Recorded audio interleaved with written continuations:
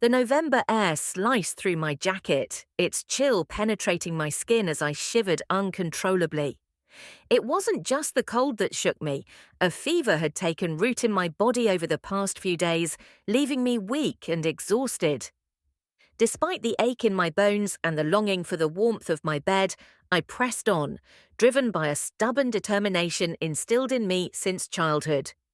Our family's business was my pride and joy, a testament to the values my father had ingrained in us: dedication, hard work, and integrity. Little did I know that these very principles would soon lead me down a path of discovery that would shatter my world. Pulling into the street, the headlights of my truck cut through the thick fog that blanketed our small town. The sight of my brother Jimmy's truck parked in my driveway caught me off guard. He was supposed to be away, sealing a deal that could potentially transform our business fortunes. Yet, here he was, unexpectedly at my doorstep, devoid of explanation. With a heavy heart and a pounding head, courtesy of my persistent cold, I pushed open the front door. The familiar creak welcomed me home, but the eerie silence that followed sent shivers down my spine. Ignoring the discomfort, I ascended the stairs, each step laden with a sense of foreboding.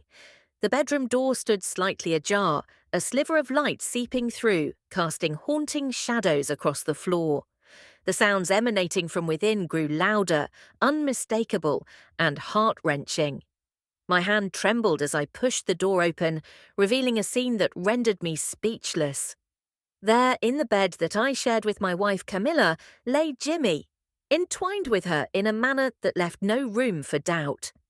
Time stood still as a solitary tear trailed down my cheek, mirroring the silent anguish that gripped my soul. I had returned home seeking solace from the bitter cold and my debilitating illness, only to stumble upon a betrayal that cut deeper than any winter frost. In that agonizing moment, I realized that my life would never be the same. The very foundation of trust and love upon which I had built my world had crumbled, leaving me to navigate a desolate landscape of heartache and betrayal. The ensuing silence in the room was deafening, punctuated only by the rhythmic sound of my own labored breathing. Camilla had fled in tears, while Jimmy, nursing both his wounded pride and physical injuries, could not bear to meet my gaze. The betrayal had torn a chasm in my heart, yet it was the stinging indifference of my own family that pierced me to the core. Seeking refuge in the familiar confines of my parents' living room, I recounted the harrowing events that had unfolded. However, instead of finding solace and understanding, I was met with a chilling indifference. My father's brow furrowed in disbelief, while my mother's eyes betrayed a turmoil that mirrored my own. "Sam, are you sure you're not overreacting?" My father's voice broke through the oppressive silence, his words a feeble attempt to rationalize the unfathomable. "Overreacting?" I retorted, my voice tinged with incredulity and pain. I caught them together in our bed. The air in November felt cold and sharp, making me shiver beneath my jacket. It wasn't just the weather that shook me, I was also battling a fever that had taken hold of me for days. All I wanted was to crawl into bed and seek warmth, but a sense of duty pushed me forward, a lesson instilled in me since childhood. Our family's business was something I took great pride in. It was built on values like hard work and integrity, lessons passed down from my father. However, these very principles would soon lead me to a discovery that would rock the foundation of my world. Arriving home, I noticed my brother Jimmy's truck parked in the driveway, a sight that struck me as odd. He was supposed to be away on business, but here he was, unexpectedly at home. With a heavy heart, I entered the house, the familiar creak of the door failing to offer any comfort. Climbing the stairs, I felt a sense of foreboding with each step. As I reached the bedroom, I hesitated before pushing the door open. What I found inside shattered my world. There lay Jimmy, entwined with my wife Camilla in a way that left no room for doubt. The ensuing silence was deafening, broken only by my mother's voice, her words cutting deeper than any knife. She spoke of protecting the family business, of not letting this scandal ruin what we had worked so hard to build. It was clear that appearances and financial security took precedence over my pain.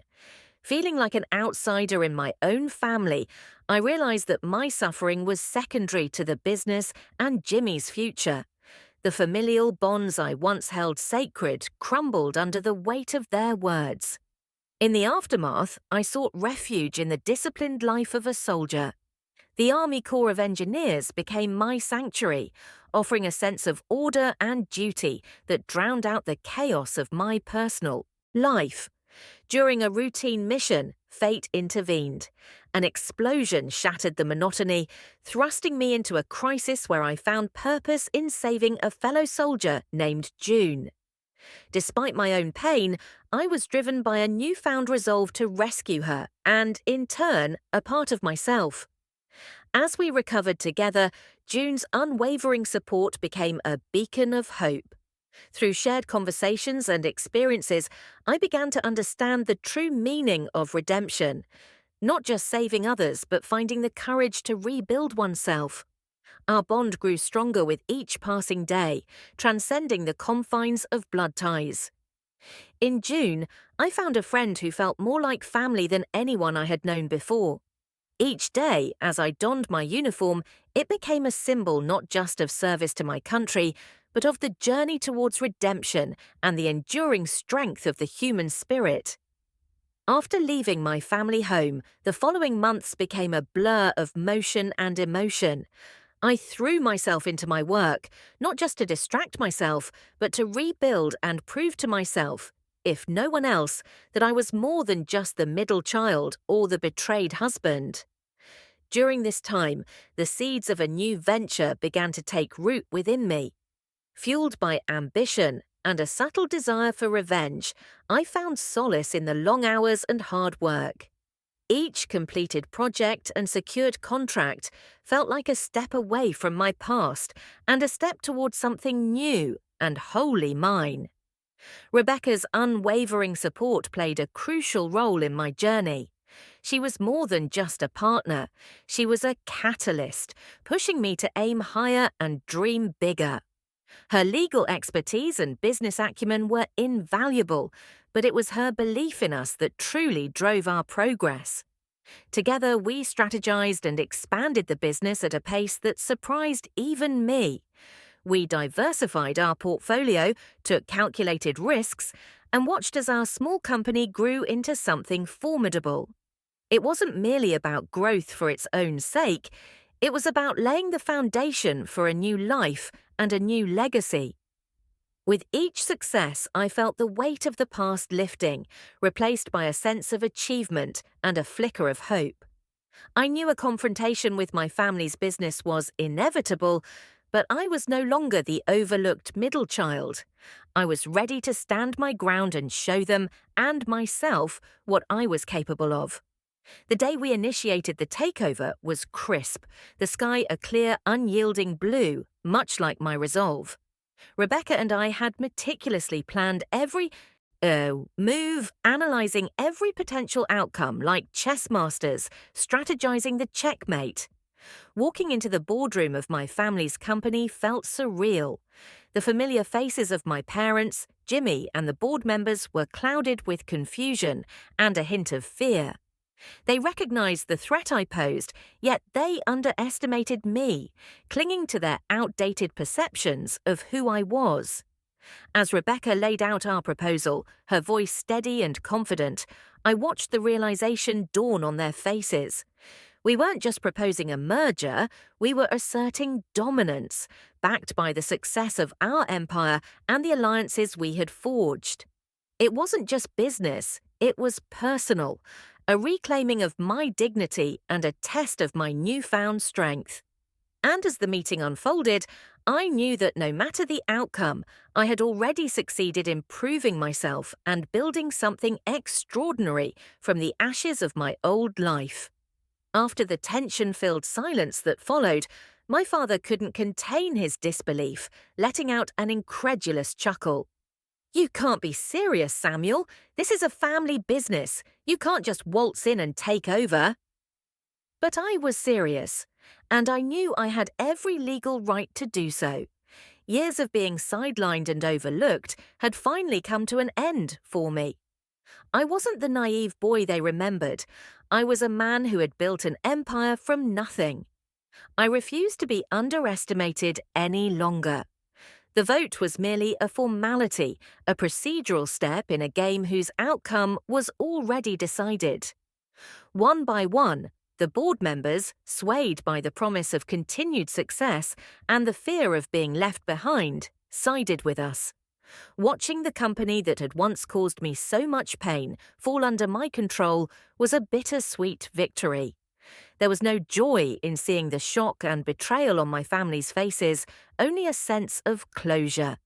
The takeover wasn't just a business move, it was the final chapter in the story of a boy who was forced to grow up too quickly. It was a declaration that I was no longer defined by the shadows of my past. In the wake of the takeover, a complex mix of emotions enveloped me. The victory felt hollow, tinged with the melancholy of strained familial bonds that seemed beyond repair. Stephanie unexpectedly bridged the chasm of resentment and bitterness between my old life and the new empire I had built. Her tentative knock on my office door one chilly afternoon took me by surprise. Her eyes, so similar to my own, held a depth of remorse that words could scarcely convey. "Sam, can we talk?" she asked, her voice fragile. The conversation that unfolded between us was like a cathartic flood of apologies, confessions, and revelations. Stephanie's remorse was palpable, her desire for reconciliation genuine. She spoke of her awakening to the toxicity of our family dynamics, her regret at being a passive participant in my downfall, and her admiration for the resilience and success I had forged from the ashes of betrayal. Her words, sincere and unguarded, began to mend the fractures within the Fisher family. As my heart slowly started to reclaim its warmth, the idea of family, once tainted with betrayal, began to regain its significance. Stephanie's relationship with June, a love that defied norms, became a beacon of hope and acceptance. Their bond strengthened, blurring the rigid lines of our old family dynamic into something healthier. We supported each other out of genuine desire, not obligation. With the addition of June and Rebecca to our unconventional family unit, we gained new perspectives, laughter, and a sense of completeness. The transformation was gradual, healing old wounds and building new bridges. Stephanie and I, once pawns in a game of outdated loyalties, emerged as architects of our destiny. We chose love and understanding over resentment and division. This new family dynamic, built on the ruins of the old, showed the power of forgiveness and the enduring strength of chosen bonds. It served as a beacon of hope in the complex tapestry of human relationships, reminding us that sometimes beautiful melodies can emerge from broken ties. As the dust of conflict settled and my new empire thrived, an unexpected transformation took root within me. The icy vestiges of vengeance that once guided my every decision began to thaw, revealing a budding sprout of forgiveness underneath. This wasn't born of defeat, but from an understanding that, holding on to bitterness, only shackled me to the past. Rebecca played a crucial role in this shift, offering unwavering support and love. She saw through the armor I wore, recognizing the weight it bore upon my spirit. "Sam, love isn't just about holding on. It's also knowing when to let go," she'd whisper to me in the quiet of the night. Our marriage became a celebration, not just of our love, but of the journey we embarked on together, towards healing and growth. As my heart opened to new beginnings, it became a testament to the belief that from the ashes of old grievances, a stronger and more beautiful connection could be forged. Our children, born into this union, knew nothing of the strife that once defined my interactions with the world. They only knew the warmth of a home built on mutual respect and understanding. Stephanie's presence in our lives, once a source of tension, became one of comfort. The love she shared with June, so pure and devoid of the past's machinations, served as a constant reminder that love remains the most potent force for change. It was during a quiet moment, watching our children play with Stephanie, that the full weight of forgiveness settled upon me. Their laughter, untainted by past shadows, called for the release of the final chains of resentment. Forgiveness, I realized, was not a sign of weakness. Instead, it was an act of strength, a conscious decision to no longer let past wrongs dictate the future. In forgiving, I wasn't absolving them of their actions, but freeing myself from the role of the perpetual victim. This chapter of love and forgiveness marked not the closing of a book, but the beginning of a new narrative. It was a reaffirmation that even in the deepest wounds, healing was always possible. Standing on the balcony of our home, surrounded by love and a sense of belonging, I found myself lost in reflection.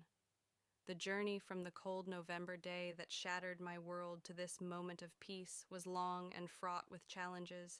Yet here I was, surrounded by love and a sense of belonging that I once thought forever lost. The path to this serene present was paved with lessons learned through hardship and heartache.